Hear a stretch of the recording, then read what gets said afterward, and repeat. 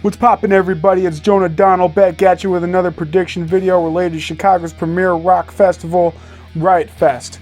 As you can see, it's not going to be nearly as long as my tier video because all we're going to talk about is the curveball of thrash metal legend Slayer suddenly reuniting after 5 years of retirement, advancing to be first on our lineup that we've been hit with out of the blue.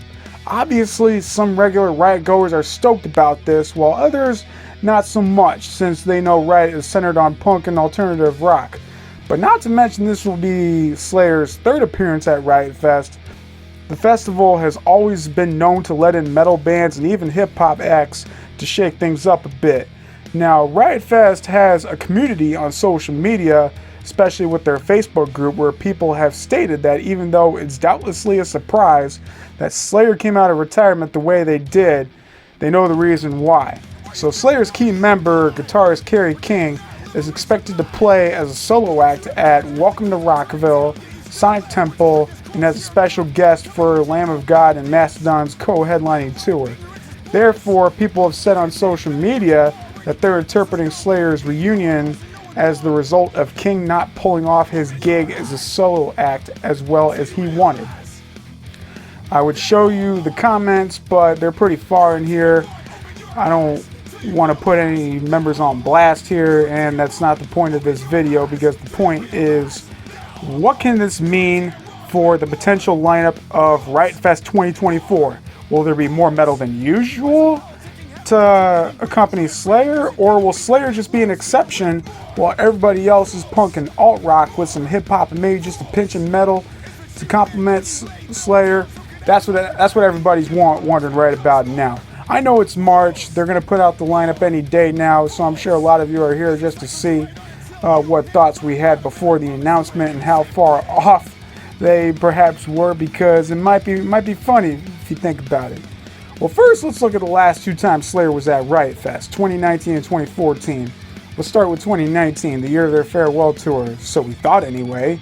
So as far as I'm seeing, to the best of my knowledge, because I'll have you know that I'm just as big of a fan of metal as I am of punk, alternative rock, and hip-hop from Chicagoland, thus making me a Riot Fest regular. The only metal we had to complement Slayer in 2019 was Gwar, Andrew WK, Testament, and Anthrax. Whoa, baby. Where's Metallica and Megadeth when we need them? Because right here we have half of the thrash metal's big four. Yeah, Gwar, they're at Riot Fest all the time. You know, they're always looking for new gigs. They're a shock rock and comedy rock band that, you know, never gets arena shows. You know, they're always playing smaller venues with all their gear they got on stage. So of course they got another year at Riot Fest. Oh, check this out. Wu-Tang Clan was our hip-hop sensation of the year, and everybody else is exactly what Riot looks for every year. We have Blink-182, Rancid, Rise Against, and Taking Back Sunday, just to name a few punk bands.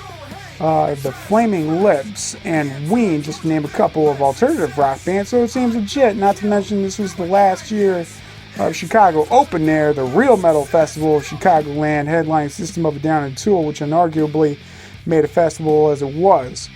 But we know COVID did this festival, and so now it's all eyes on Riot Fest. He even says in this Reddit article from 6 months ago, where someone asked if COA is permanently done, in an answer that there were rumors of COA being canceled prior to 2020 anyway, so Riot Fest is your best bet. This is making me wonder if COA was closed because of the competition with Riot. Nevertheless, let's look at 2014, the first time Slayer was on. 2 years before the Chicago Open Air began. Whoa, wee! Okay, you take a look at this and you'll see that Slayer had several metal bands to accompany them, even though Riot retained their reputation of being centered on punk and alternative rock. Let's see. For metal, along with Slayer, we have... Oh, look! Wu-Tang's the main hip-hop act once again. What a coincidence. Now I'm starting to wonder if they'll make their third appearance this year, because I know they're still together. Rest in peace, old dirty bastard, by the way. I totally see them, though, if they came to Riot. But back to metal, we have Bring Me the Horizon of Mice and Men, Mastodon. Clutch, Guar again, of course, and Andrew WK again. Kind of makes sense. He's a pop metal act. You know, I know Riot likes to let in some a little bit of poppy acts here and there just to shake things up.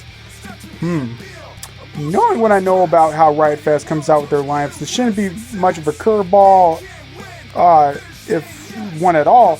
I mean, Bring Me the Horizon and Clutch are very alternative sounds for metal bands, which I know Riot likes. I guess this just happens to be the cocktail they came up with to complement the punk bands like Rise Against Again, Social Distortion, and The Offspring. And of course, the alt-rock bands like The Cure, Flaming Lips Again, and Weezer. Well then, back to this here. So we already know that we're having Slayer for the third time. The only thing different is the surprise out of the blue with them not only coming out of a 5-year retirement, but being the first to announce headlining. So I have no doubt we'll get surprises this year like Riot Fest always throws us. After all, we had Insane Clown Posse as our big hip-hop act. I know that raised a lot of heads, even from people who are not juggalettes or juggalos. Nevertheless, I also have no doubt Riot's gonna do their thing, which is, you know, bringing in the best in punk rock and alternative rock that they can find to perform in late September. Do I think this means Riot could potentially be like the Danny Wimmer festivals and suddenly turn to just hard rock and metal like them, you know, with Rockville, Sonic Temple, Louder Than Life, and Aftershock? Absolutely not. In fact, I bet people would sell their tickets to the real metalheads if that happened. I mean, I'd still go. You know, like I said, I'm a fan of all.